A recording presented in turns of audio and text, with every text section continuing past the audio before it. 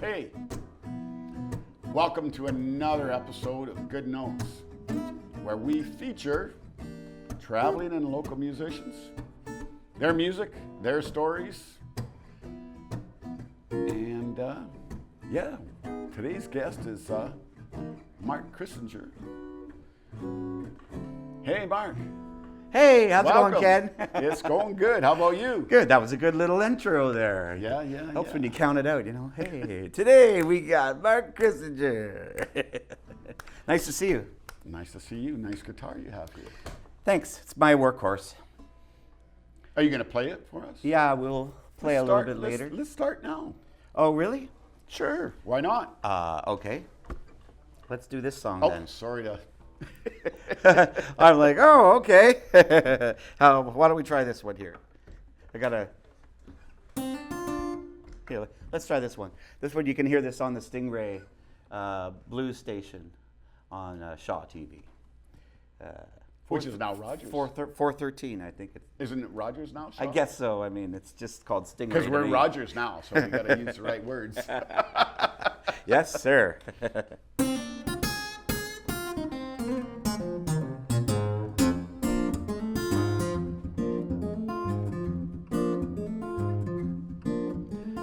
Lying in bed in the middle of the night, staring into the walls. When life gets you this stressed out, it ain't no fun at all. You gotta roll, you gotta roll, you gotta roll with the punches, man, if you wanna move on. Making plans and throwing dice, try to get her done. Along come fate with another bad deal. Now I'm on the run. You gotta roll, you gotta roll, child. You gotta roll with the punches, man, if you wanna move on. Well, the water that flows off a duck's back turns into tears of joy. Releasing all that stress is a philosophy I employ. You gotta roll with the punches, man, if you wanna move on.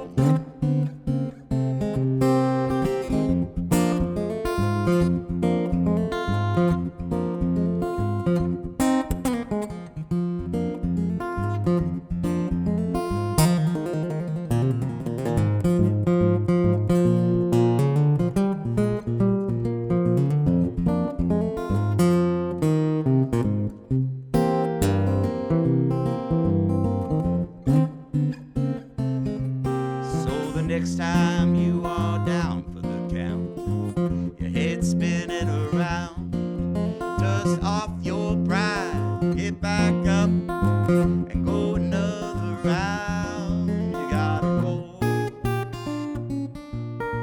roll, child. You gotta roll with the punches, man, if you wanna move on.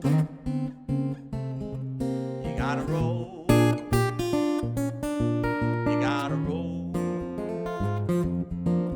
Gotta roll with the punches, man, if you wanna move on. You gotta roll with the punches, man, if you wanna move on.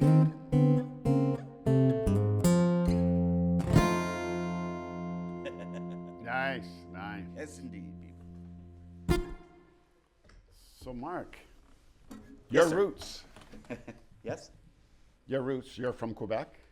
Yeah, I grew up in a little town called Saint-Lazare. It's a little town just outside of Montreal, about 45 minutes. And French farming town, pretty rural. I think we were one of two English families on the whole street, you know.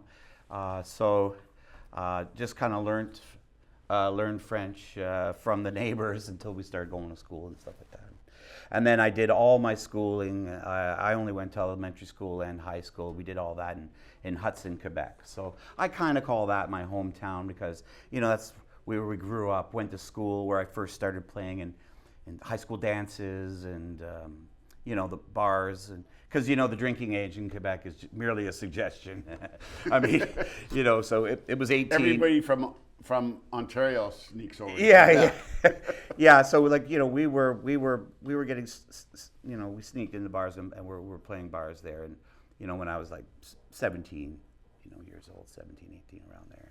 But your discovery of music is a good story.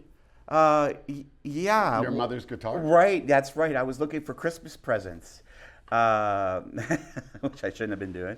But I looked at her famous hiding spot was underneath the stairs.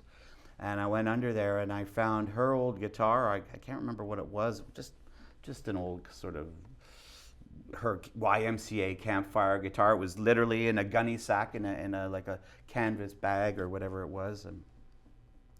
And strings were peeling off the bridge and stuff like that. But I started messing around with that, 10 or 11. And then my folks saw I was getting serious about really enjoying the guitar. And so I got a kind of a real guitar around 12, I guess. And that's when I really started to try. My neighbor across the street, he was in one of the local cover bands. He couldn't speak a word of English, but he could sing in English, no problem. And he had a really nice telly, and after dinner he'd go and practice in the shed. And my brother and I would sneak over. Well, we didn't have to sneak. We went over there and we listened to him play for at night. And that was fascinating. And my brother ended up getting into it too. So we both play. My younger brother Tony, yeah. But music in your family, like when you grew up, did your parents was music? My mom says that my grandfather played a little bit of piano. There might have been some other music in the family, but no, nothing too. But there were notes. Did they like just records and stuff like that? They still loved music. Oh yeah, no. And my dad loved the crooners, and my mom, she was a bit younger than him, so she had the Elvis and the Buddy Holly and the Beatles and stuff in the record collection. It was still in your house. Huh? Oh yeah, I was in the house, and my brother and I, when we were young, we would jump when after school. We did our chores, and we'd put a record on, and we'd get the tennis rackets out and jump on the couch in front of the mirror and pretend we were rock stars. And karaoke at the I mean, we just got into it, and then as we got older, I'd run downstairs right away, crank the amp, and start making all kinds of weird Hendrix sounds and groovy stuff, and my brother got into some other stuff, but my brother still sings and plays in Quebec, and yeah, so we're still playing. Cool, Mm-hmm. Cool. So you grew up in Montreal, and then your music career. Yeah, there was time to leave. I mean, these were small towns, so it was time to leave. I had an opportunity to move to Toronto for work. My friend had offered me a job painting, so that was November of '87. And the first 5-6 months, all I did was work. And then one day I said, this is crazy. I was right downtown, like working at a hotel, painting a hotel on Queen Street. And I said, this is crazy. It was a beautiful day. I went for a walk, and I walked right to Steve's Music on Queen Street there. And if anybody knows Toronto, it's right across the street. It's the Horseshoe Tavern, legendary Canadian room. And it was happening at that time. And everything, everything was happening on Queen Street West in, 88, 87, 88. I mean, you could walk into Chicago's and see Jeff Healey for $5. Jack DeKaiser, these were my early heroes. Danny Marks. You could go up to Albert's Hall and see like Matt Guitar Murphy for $10. And I could get to all these places on my bike because I lived right in Kensington Market. So I was right there, and I was right across the street from Grossman's Tavern. And how old were you then? Like 20 years old. Yeah. You were a young buck. Yeah, didn't take long. Younger than me. Yeah. So I was. It wasn't hard to get into it when you got all those great. Yeah.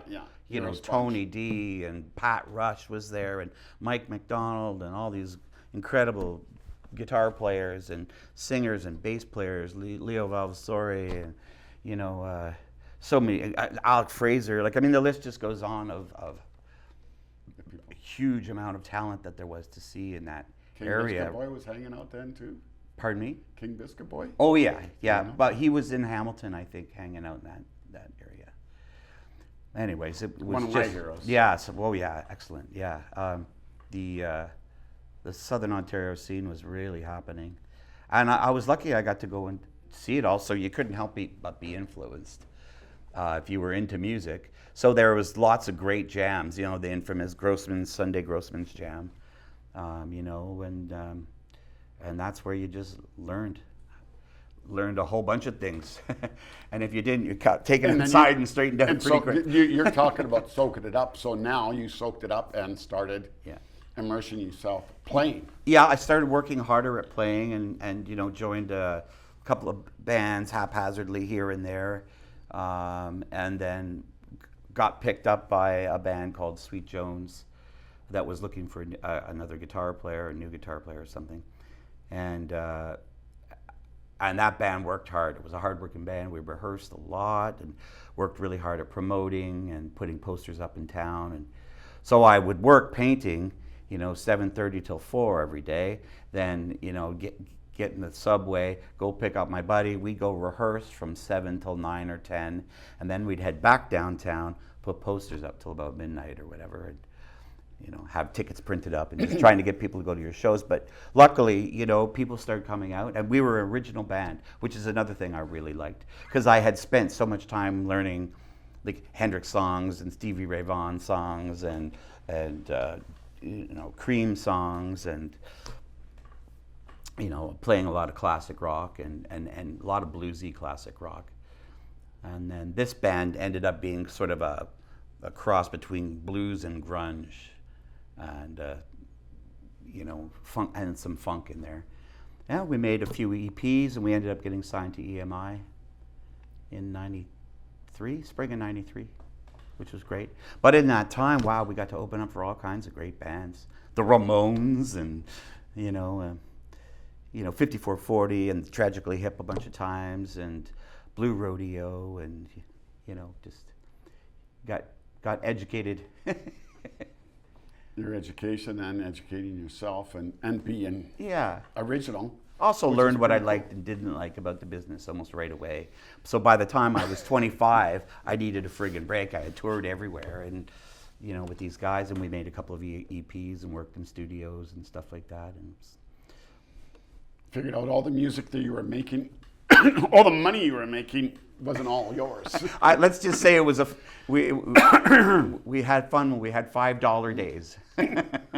We each had $5 and, you know, go to Kensington Market and see how we could do. Yeah. But you could busk on Queen Street down by the Black Bull and make enough for a picture and sit on the patio. It was good. Cool. But were you full-time at that time?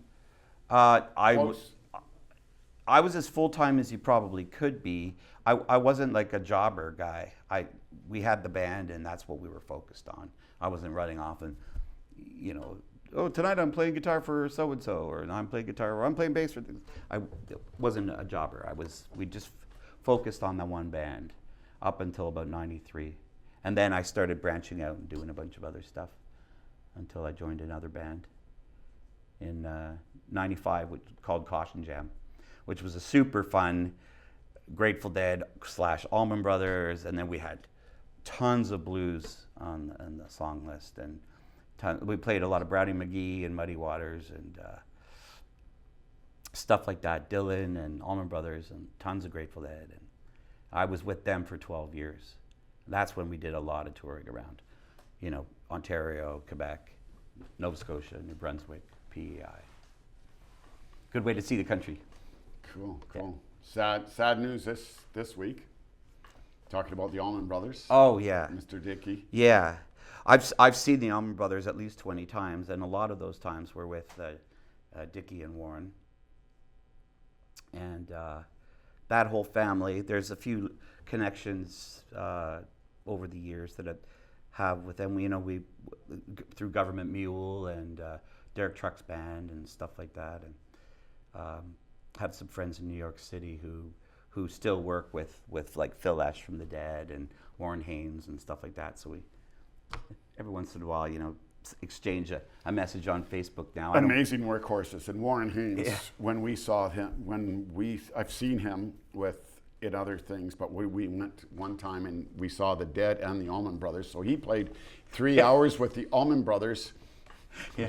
took a break, like an hour and a half, Yeah. an hour and a half, took a break, Yeah. and then he played with the Dead for another hour and a half, Yeah. I'm like, holy crap, you just I went backstage a few of You those just played shows 6 hours. in the 90s, late 90s, and anytime I ran into Warren, it was just like, man, where's the sandwiches? He was always hungry, and you can't blame him. He's just working all the time, you know. holy and- crap. Yeah. And quite a guitar player, as Well, with the other one. Derek is. Yeah, is Jimmy quite a Herring name. was, you know, in those days, late 90s, I would see the Phil Lesh Quintet a lot. So my friend Rob Bracco played keyboards with them. So I would occasionally get to go and visit with them. And so with Jimmy Herring on guitar and Warren Haynes on guitar, it was pretty nuts, you know. Pretty fantastic music to watch in those days. So I do love the jam band music for sure. And I don't write jam band music anymore, but I do try and draw from some of their sensibilities when I'm thinking about original music. And Well, it is like people say to me, they say, well, I don't really like jazz, and I says, but you like the Allman Brothers, Yeah. you like the Grateful Dead, and the Allman Brothers, all the members, they all yeah, dug jazz, and I have friends that like jazz. And, well, what's this 2-drummer thing? And I went, Miles Davis had 2 drummers. Yeah. That's where they got Yeah, this yeah. this stuff from. Yeah, for Sorry, I sure. was going to say a bad word. Anyways, There's no censor button there. no censor. You going to play? Can you play another? Can you? Do you want me to play that beautiful? Sure. Play that beautiful thing. Sure. Oh yeah, I try to play what I consider to be blues music, but I try and create some more interesting turnarounds and things like that, and try and make it a little bit. Always think about the lyrics too. So, well, let's do this one. Well, it's good to have the roots, but you know, the root is like Willie Dixon said. There's the roots, but then there's the tree, and we're going off. Oh, I gotta remember that. We gotta put that on a T-shirt.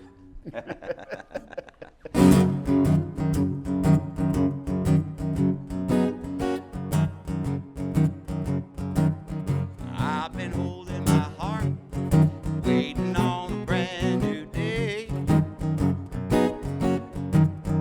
I've been holding my heart ever since you went away.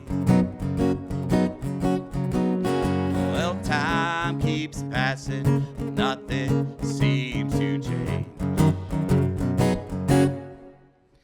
It's so easy to let your love life slip. You start to take it for granted, it'll always be here. It's a timeless trap that everyone in love should fear. Days have gone uncounted, kicking at the kid inside. I'm strung out and dumbfounded. It takes 2 to play, to take the blame when things aren't working right. I've been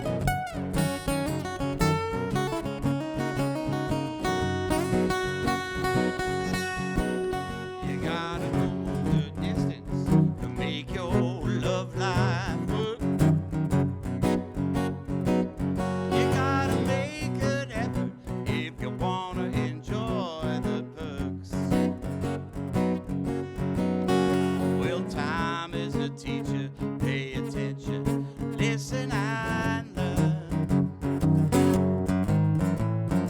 Days have gone uncounted, kicking at the can inside.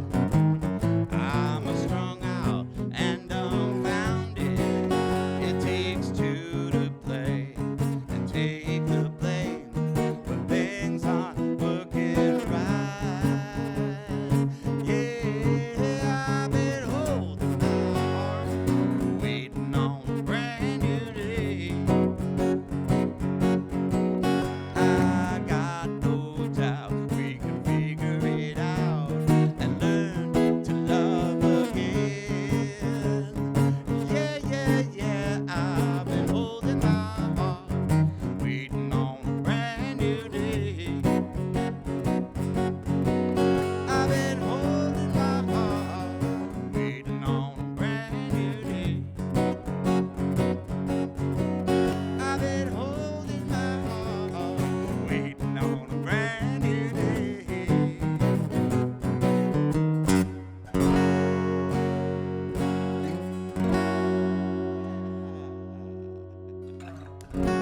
Nice. You gotta have hope. You gotta have faith. Yeah, yeah. It's gonna work out. Got to have an attitude, a positive attitude in these days. Yeah. With everything's going. Yeah. All my songs seem to have that. Like, I know blues, Brandon Isaac is good. He says, blues is about life. Blues isn't about feeling blue.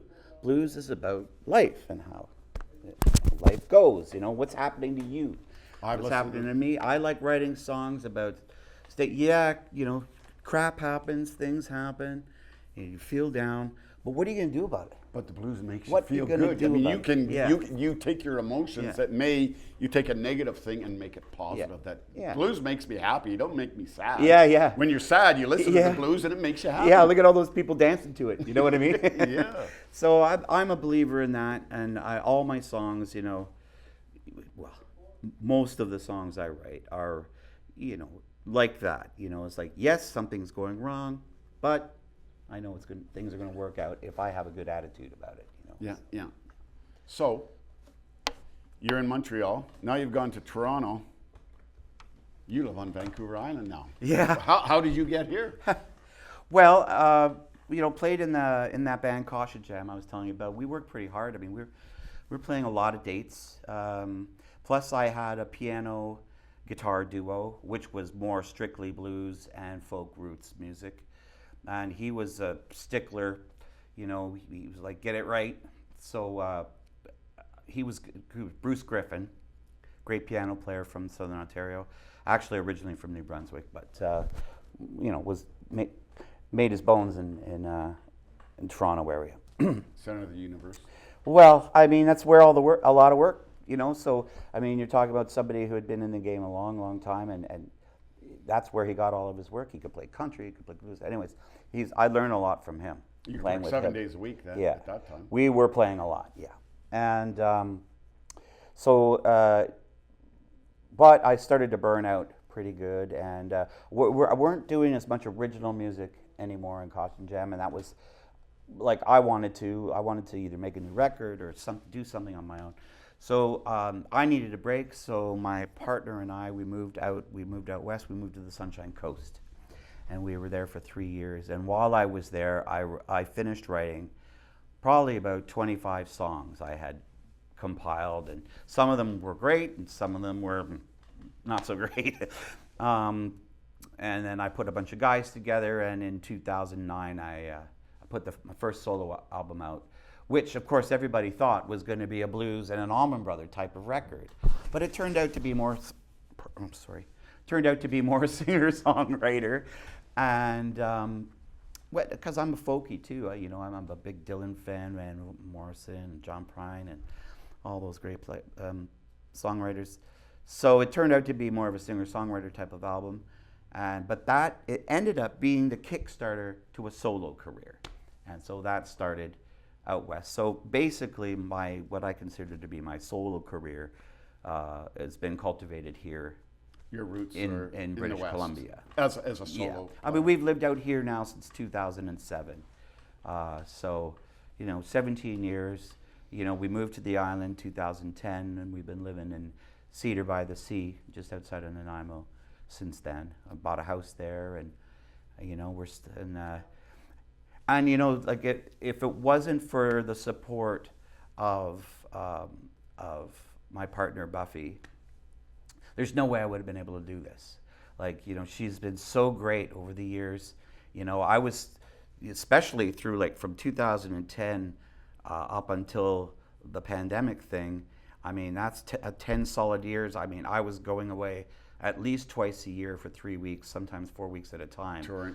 Touring Toronto, the Maritimes, coming back, really, make more money, make another record, go back out and play. It was a system that worked for me. It doesn't exist anymore. That system of things doesn't work anymore. So but really happy to, anyways. Just wanted to say how much I love Vancouver. It's great, but we're getting close. So I just want to touch on your involvement in the Nanaimo community and your support of what you do to raise money for charities and stuff like that. Just to touch on that for a bit. Yeah, I mean, I'm not like I just try and do my thing, my part. This is something probably taught to me by my mom.